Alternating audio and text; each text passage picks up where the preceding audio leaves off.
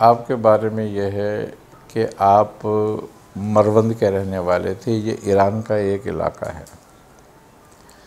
और आप 13 साल की उम्र में तमाम उलूम ज़ाहिरी से फ़ारिग हो गए थे। बाज़ 15 साल लिखते हैं, बाज़ 13 साल लिखते हैं, फ़ारिग हो गए थे। तो जब ये फ़ारिग हो गए उससे, तो इनको फिर इल्म लुदनी का शौक़ हुआ और उसके लिए, क्योंकि ये ख़ुद भी सादात से थे और अहले बैत से बड़ी मोहब्बत रखते थे, तो इन्होंने इस बात का कष्ट किया कि मैं इल्म बातिन हज़रत इमाम हुसैन अली मकाम की खिदमत में जाके हासिल करूं। तो आपके रोज़े पे चले गए इराक़। तो जब आपके रोज़े पे आप गए और आपको 3 दिन वहाँ गुज़र गए, आप वहाँ पर कुरान पढ़ते रहते और रोते रहते कि मुझ पे कोई नज़र इनायत हो। तो बाज़ रिवायतों में 3 दिन है, बाज़ में 1 हफ़्ता है कि वहाँ रहे ये। तो इनके पास एक शख्स आए और उनसे आपसे फ़रमाया कि तुम मरवंद से आए हो, तुम्हारा नाम उस्मान है। उन्होंने कहा जी मैं मरवंद से आया हूँ। कहा मुझे मौला ने हुक्म दिया है कि तुम्हारी तरबियत करूँ। और उन्होंने कहा आप कौन हैं? उन्होंने कहा मेरा नाम है इब्राहिम कलंदर करबलाई, शेख इब्राहिम कलंदर करबलाई। आपने फिर आपकी तरबियत फरमाई वहाँ पे और आपने बड़े मुजाहिदे किए। फिर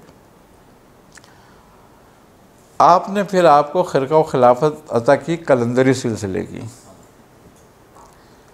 तो कलंदरी सिलसिले के अंदर ये जो शेख इब्राहिम करबलाई थे, ये हज़रत ख्वाजा पीर खिदर रूमी रहमतुल्लाह अलैह के फैज़ याफ्ता थे। इसलिए वो कलंदर कहलाते थे और उनके अपना कलंदरी खिरका आपको अता फरमाया। और फिर आपसे फरमाया कि अब आप जो है यहाँ से हिंदुस्तान की तरफ हिजरत करें। क्यों? उन्होंने कहा कि हिंदुस्तान तो बहुत बड़ा है, मैं कहाँ जाऊँगा? तो आपने फरमाया कि हिंदुस्तान के अंदर शेख बहाउद्दीन सोहरवर्दी हैं, जिनको बहाउद्दीन मुल्तानी भी कहते हैं, उनकी खिदमत में तुमने हाजिर होना है, इसलिए कि तुम्हारा सोहरवर्दी ख़ानदान में उनके पास हिस्सा है। तो आप फिर ईरान से सफ़र करके मुल्तान आ गए और इस दौरान में आपने बड़े वली अल्लाहों से मुलाकातें करी और बड़ा ज़ुहद और कस्ब किया। फिर आप हज़रत शेख बहाउद्दीन ज़िक्रिया मुल्तानी रहमतुल्लाह अलैह के हल्के में दाखिल हुए और आपसे मुरीद भी हुए, खिरका व खिलाफत भी ली और सोहरवर्दिया ख़ानदान के असबाक भी लिए।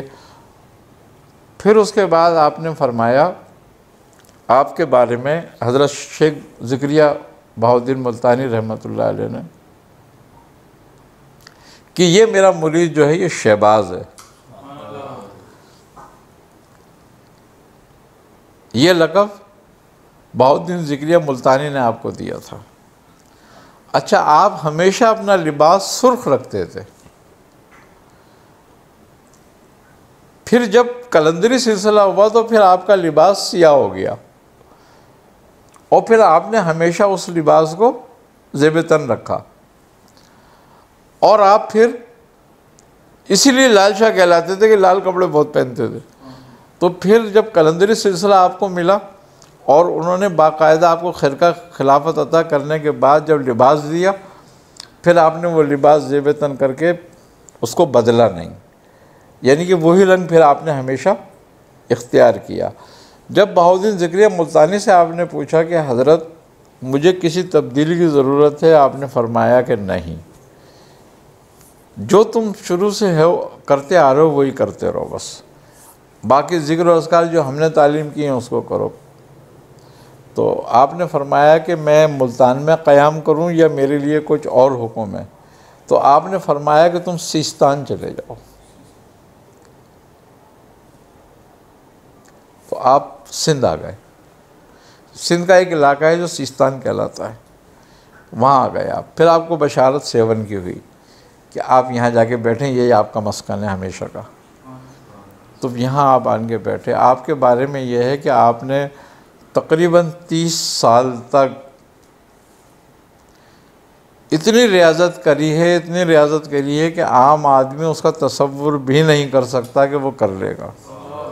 आप 40-40 रोज़ का रोज़ा रखते थे। तो आपकी बड़ी कसीर रियाजतें हैं, और फिर सेवन को आपने अपना मस्कन बनाया, और फिर यहाँ हो गए, और आज तक आपका फैज़ जारी सारी है और हमेशा रहेगा। बिस्मिल्लाहिर्रहमानिर्रहीम।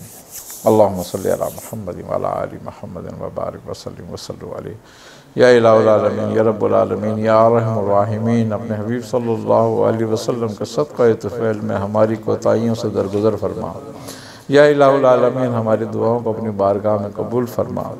या इलाहुल आलमीन हमें हर तरह की मोहताजियों से, ज़िल्लतों से, रुसवाइयों से, गुमराहियों से महफूज फरमा, ज़ाहिरी बातनी इमराज से महफूज फरमा। या इलाहुल आलमीन हमें हर तरह की नेमतें, रहमतें, बरकतें अता फरमा। या इलाहुल आलमीन हमसे जो गलतियाँ, जो कोताहियाँ हुई हैं, या इलाहुल आलमीन जो जुल्म हुए हैं, अपनी अफ़ू व करीम की सिफत से इनको दरगुज़र फरमा। या इलाहुल आलमीन आज जो ये बला, ये वबा जो इस इमराज की सूरत में कोरोना की फैली हुई है पूरी दुनिया में, या इलाहुल आलमीन इससे आलम इंसानियत को निजात दिला। या इलाहुल आलमीन हमसे जो गलतियाँ कोताहियाँ हमसे दरगुज़र फरमा के हम पे रहम फरमा।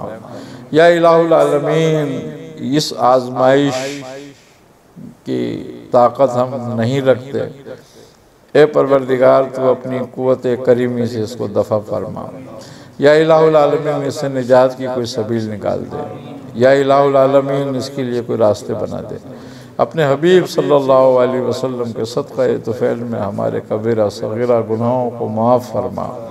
या इलाहुल आलमीन हमारा ख़ात्मा बिल खैर फरमा।